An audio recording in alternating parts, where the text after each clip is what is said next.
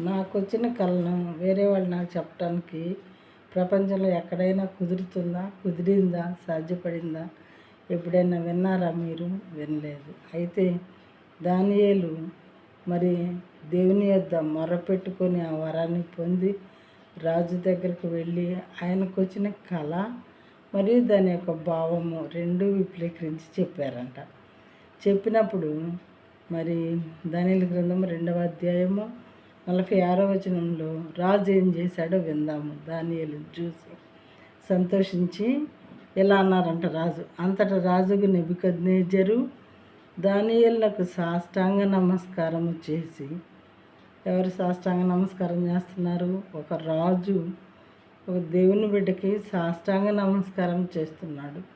ఎందుకు అంటే దేవుడు ఆయనకి ఆ విషయాలు తెలియజేశారు కాబట్టి సంతోషించి సాష్టాంగ నమస్కారం చేసి అతన్ని పూజించి నైవేద్య ధూపములు అతనికి సమర్పింపని ఆజ్ఞాపించాను. పాపం ఆయనకు తెలిసిందవే కదా, నైవేద్యము ధూపము. మరి దేవుడిగా భావించాడు దేవుని బిడ్డని. కానీ దేవుని బిడ్డలే, దేవుడు కారు వాళ్ళు. దేవుడు అంటే ఇంకా మహోన్నతమైన వాడు. ఆయన బిడ్డలు మాత్రమే వీళ్ళు.